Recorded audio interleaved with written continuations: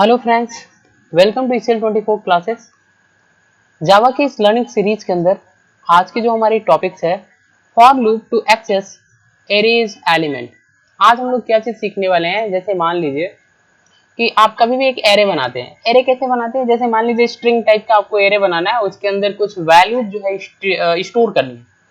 तो आप स्ट्रिंग का एरे बनाने के लिए लिखते हैं सबसे पहले स्ट्रिंग, और ये हमारा जो स्क्वायर ब्रैकेट होता है वो एरे का एक टाइप का साइन होता है जो आपको लगाना होता है। स्ट्रिंग, स्क्वायर ब्रैकेट, और ये एरे वेरिएबल होती है। st आपकी एरे वेरिएबल है।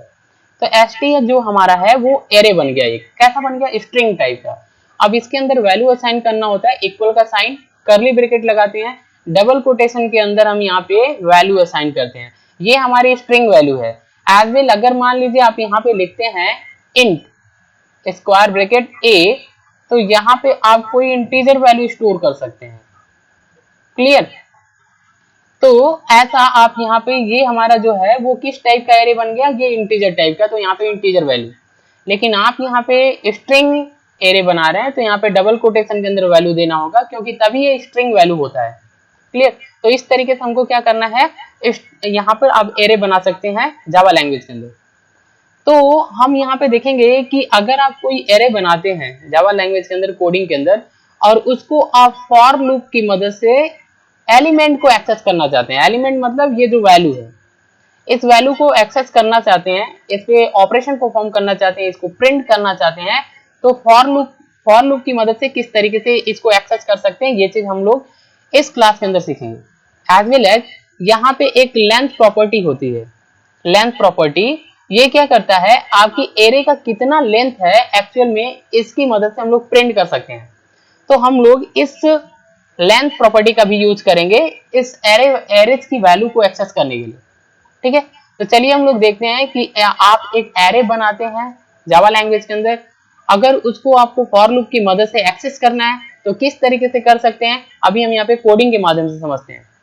तो हम एक एग्जांपल लेते हैं, फिर इसके माध्यम से समझते हैं कि किस तरीके से एरे की वैल्यू को आप यहाँ पे आसानी से फॉर लूप की मदद से एक्सेस कर सकते हैं।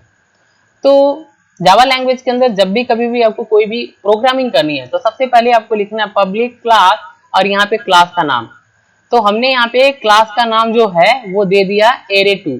आप यहाँ पे कोई और नाम देना चाहते हैं तो आप यहाँ पे कोई और नाम भी दे सकते हैं। जैसे मान लीजिए मुझे यहाँ पर एरे3 नाम देना है, तो हम यहाँ पर 3 नाम दे देंगे। जो चाहे आप यहाँ पे नाम दे सकते हैं।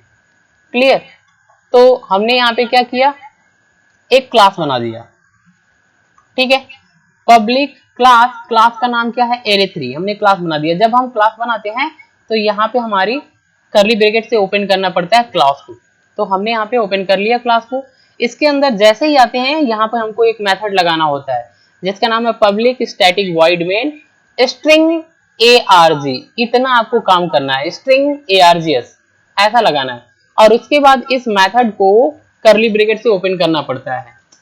ये चीज याद ही रखेंगे कि जब भी आप कभी भी जावा लैंग्वेज के अंदर कोडिंग करेंगे तो पहले क्लास बनाएंगे, क्लास के अंदर आपका ये मेथड होगा, ये लगाना मस्ट होता है।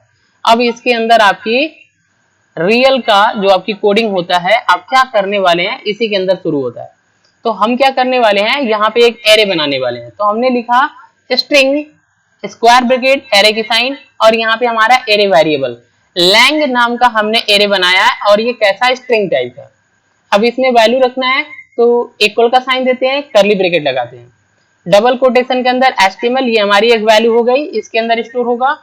डबल कोटेशन के अंदर पाइथन, ये हमारी वैल्यू इसके अंदर स्टोर होगा। ये जावा स्टोर होगा, और हमारा जावा स्क्रिप्ट, मतलब हमने ये जो हमारा एरे है इसके अंदर हमने 4 वैल्यू स्टोर किया है। तो जब भी कभी भी आप इसको प्रिंट करते हैं, इसका लेंथ प्रिंट करते हैं, इसका लेंथ प्रिंट करते हैं, तो एक्चुअल में यहाँ पे जैसे ही आप इसको प्रिंट करेंगे तो इसका जो आंसर आएगा वो आएगा 4। क्यों आएगा? क्योंकि इसके अंदर जो लेंथ है वो कितना है? 4 है, इसलिए इसका आंसर आएगा 4। क्लियर? तो अब आप यहाँ पे ध्यान से देखिएगा, हमने क्या किया है, एक एरे बना दिया, और एरे के अंदर हमने 4 वैल्यू स्टोर कर लिया है, और ये जो हमारा एरे है वो कैसा है? स्ट्रिंग टाइप का है, स्ट्रिंग टाइप का एरे बना लिया। अब इन सारी वैल्यू को, ये जो वैल्यू हमारी दी है, इन सारी वैल्यू को एक्सेस करना है फॉर लूप की मदद से। तो नीचे हम लिखेंगे फॉर, देखिए इसी के नीचे जहां पे एरे बनाते हैं उसके नीचे लिखते हैं फॉर। अब हमको एक वेरिएबल चाहिए होता है कि इस वैल्यू को एक्सेस करना है, तो इस वैल्यू को निकाल के लेके कहाँ जाएंगे, इस एरे में से निकालेंगे तो कहाँ स्टोर करेंगे, तो हमारे पास कुछ ऐसा लोकेशन होना चाहिए ताकि हम यहाँ पे स्टोर कर सकें। तो इसके लिए हमको कुछ वेरिएबल की जरूरत पड़ती है। तो फॉर के अंदर हम एक इंट वेरिएबल बना लेते हैं ताकि हम इसको क्या करें, यहां तक जा सके, इसको इसके आपकी एरे के अंदर जो भी वैल्यू है इस तक पहुंच सके और इस वैल्यू को पिक कर सके, निकाल सके और इसको प्रिंट कर सके। तो हमने यहाँ पे क्या लिखा, इंट आई इक्वल टू 0। हमने यहाँ पे एक वेरिएबल बनाया, आई नाम का एक वेरिएबल बनाया जिसमें 0 स्टोर कर दिया। ओके, अब आप यहाँ पे ध्यान से देखिएगा। इसके बाद हमारा यहाँ पे बीच में जो होता है वो यहाँ पे कंडीशन होता है, हमारा फॉर लूप का कंडीशन होता है। ये इनिशियलाइजेशन स्टेप होता है, यहाँ पे आपको वैल्यू को कोई वेरिएबल के अंदर वैल्यू स्टार्ट करनी पड़ती है कि एरे जो आपका लूप होगा वो स्टार्ट कहाँ से होगा। तो हमारा लूप जो होगा वो 0 से स्टार्ट होगा क्योंकि हमने 0 दिया है। और कंडीशन हमने क्या लगाया, आई की वैल्यू लैंग, ये जो हमने एरे है एरे को ले लिया, लैंग डॉट लेंथ। ऐसा करने से क्या होता है, ध्यान से देखिएगा, ये हमने लगाया है यहाँ पर आई की वैल्यू इससे छोटी हो, इससे छोटी हो तब तक आपका जो फॉर लूप है वो चलेगा। क्लियर। और यहाँ पे हमने आई प्लस प्लस कर दिया तो इंक्रीमेंट कर दिया, हर बार एक बढ़ाएंगे। यहाँ पे हो क्या रहा है, हमने जब यहाँ पे लिखा है लैंग डॉट लेंथ, तो यहाँ पे आएगा क्या, यहाँ पे 4 आएगा, एक्चुअल में यहाँ पे 4 आएगा, यानी कि आई की वैल्यू 4 से छोटी होनी चाहिए। यहाँ पे 4 क्यों आ रहा है, क्योंकि ये लेंथ हमारा मेथड है। ये मेथड जब हमने लैंग डॉट लेंथ कर दिया तो इसका एरे का जो लेंथ है, ये हमारा एरे है, एरे का लेंथ कितना है 1 1 2 3 4, यानी कि इसमें 4 एलिमेंट्स हैं, ये पहला, ये दूसरा, ये तीसरा और चौथा, टोटल कितने हैं 4 एलिमेंट। तो एरे का लेंथ हमारा कितना होगा 4, इसलिए यहाँ पे 4 आएगा। क्लियर। और हमने इसके बाद क्या किया है, आई प्लस प्लस कर दिया, यानी कि हर बार जब भी आपका लूप चलेगा एक बार, तो चलने के बाद यहाँ पे 1 बढ़ जाएगा। ठीक है।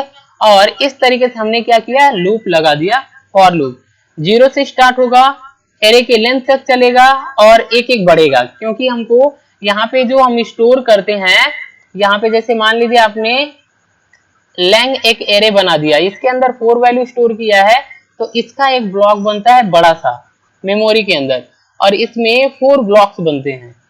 पहले वाले ब्लॉक्स में HTML, दूसरे वाले ब्लॉक में पाइथन,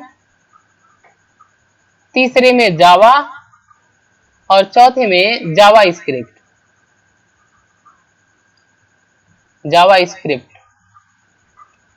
ये हमारा, ये 0 इंडेक्स पे है, ये 1 पे है, ये 2 पे है, ये 3 पे। एक्चुअल में इसी इंडेक्स पे हमको जाना होता है, 0 से 1 पे, 1 से 2 पे, 2 पे 3 पे। इसी के लिए हम लोग क्या करते हैं, फॉर लूप लगाते हैं। इसीलिए हमने यहाँ पे 0 से स्टार्ट किया, यानी इंडेक्स नंबर 0 से शुरू हो जाए, और लेंथ कहाँ तक चलना है, एरे का जितना लेंथ है वहां तक, यानी कि 4 तक चलना है, तो यानी हम 4 पोजीशन तक चलेंगे। लेकिन यहाँ इससे छोटा होना चाहिए, हमने क्या लगाया, आई की वैल्यू यहाँ से इससे छोटा होना चाहिए।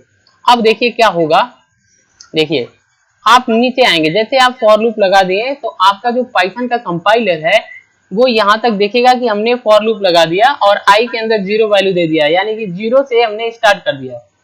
तो ये जैसे फॉर लूप चलता है तो यहाँ पे कंडीशन चेक करने के बाद नीचे आता है, यहाँ पर आएगा, तो हमने लिखा system.out.println, ये प्रिंटफ का सिंटैक्स होता है पाइथन के अंदर, जावा लैंग्वेज के अंदर।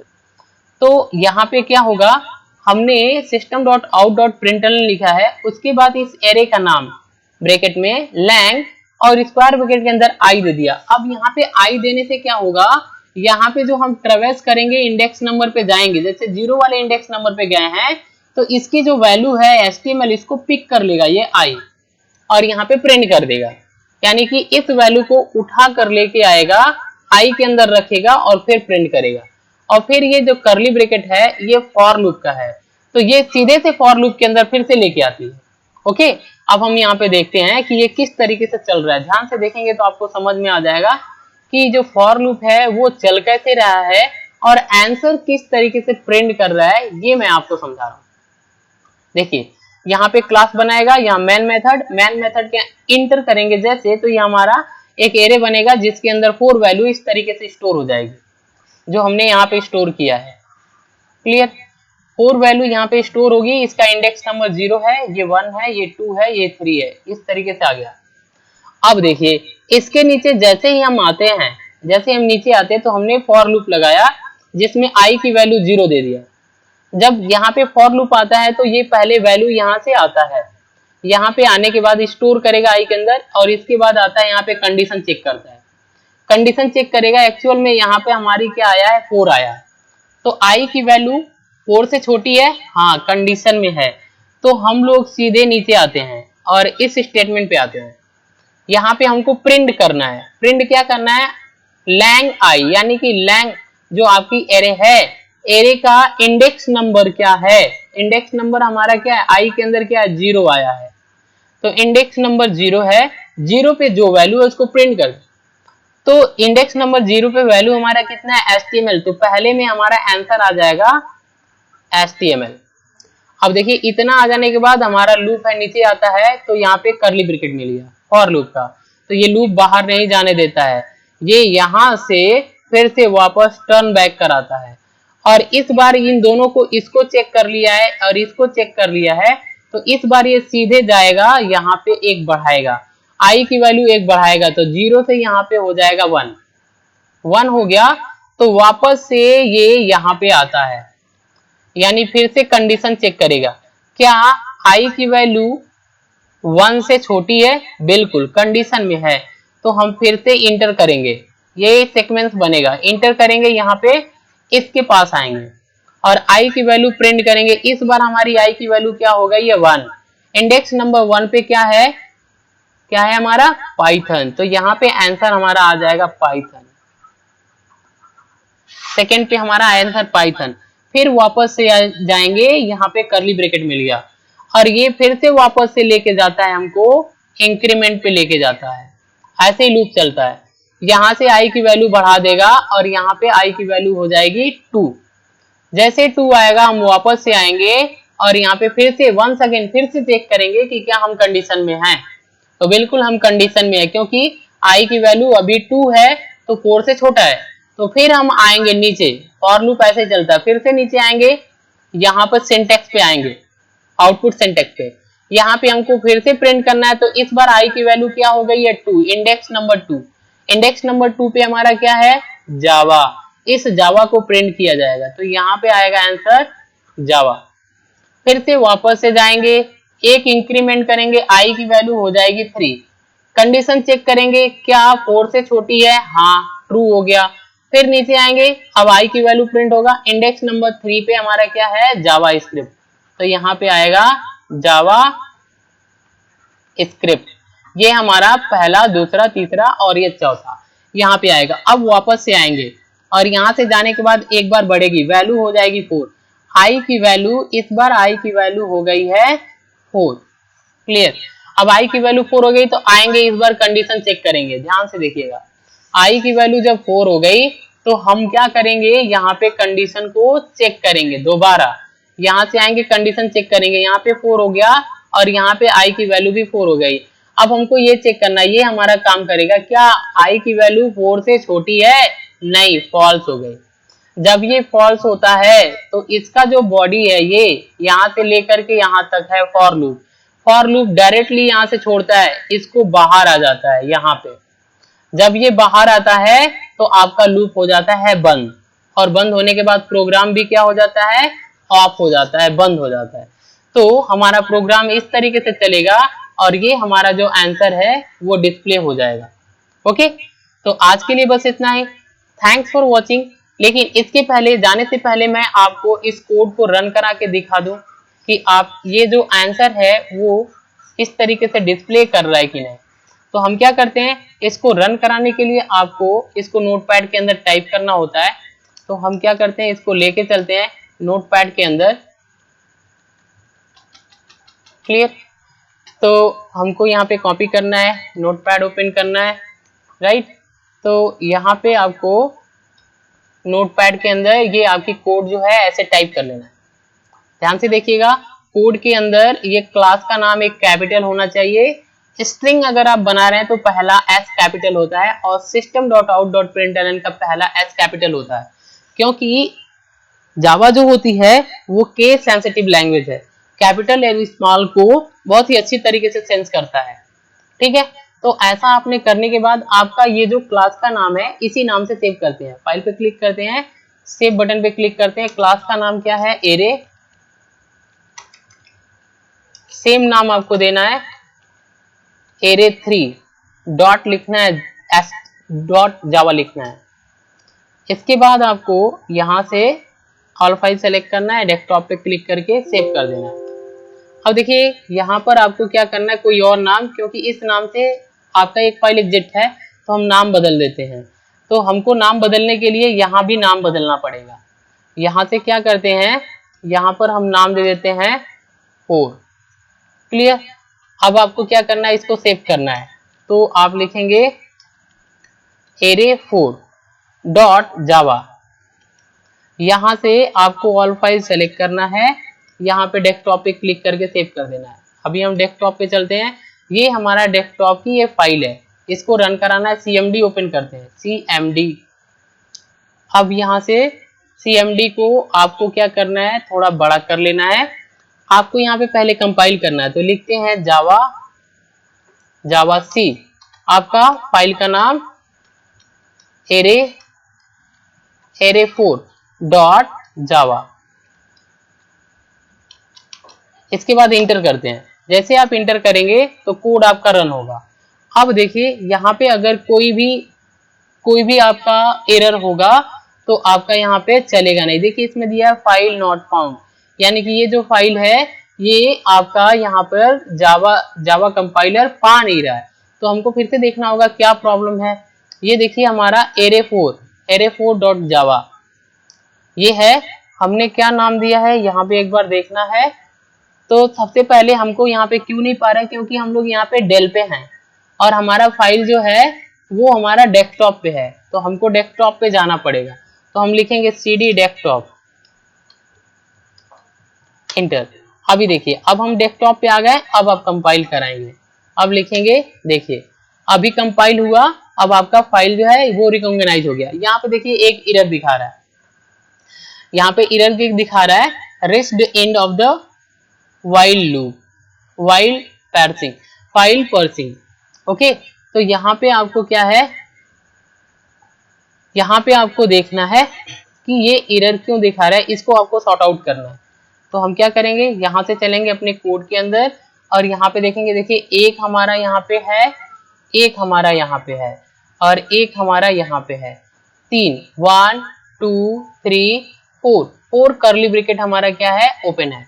और यहाँ पे बंद कितना है, 1 2 3, यानी एक हमारा मिसिंग है। अब आपको ध्यान से देखना होगा, ये हमारा क्लास का है, क्लास का लास्ट में बंद होता है। इसके लिए ये हमारा इस मेथड का है, इस मेथड का यहाँ पे बंद होता है और इसका जो है वो यहाँ पे बंद है। लेकिन हमारा इसका जो है एक मिसिंग है, एक मिसिंग है, मतलब यहाँ पर हमारा एक और आपका कर्ली ब्रैकेट होना चाहिए। तो हम क्या करेंगे, एक और कर्ली ब्रैकेट लगा लेंगे। क्लियर। अब आपको क्या करना है, यहाँ पर इसको सेव कर देना है। सेव कर देंगे।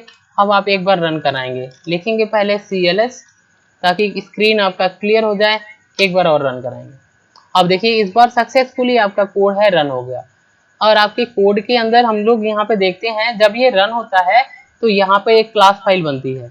अब आपको क्या करना है, इसको रन कराना है, इसका आंसर चेक करना है। सी को हटा देंगे और क्लिक करेंगे। जैसे ही क्लिक करेंगे रन होगा और ये आपका आंसर आ गया। देखिए HTML आ गया, पाइथन आ गया, जावा और जावा स्क्रिप्ट। ये आपकी एरे के सारे वैल्यू यहाँ पे डिस्प्ले हो गए यूजिंग फॉर लूप। सो आज के लिए बस इतना ही। Thanks for watching. अगर ये वीडियो इन्फॉर्मेटिव लग रही है तो चैनल को सब्सक्राइब करिए, क्योंकि सब्सक्राइबर बहुत जरूरी है। Thanks for watching.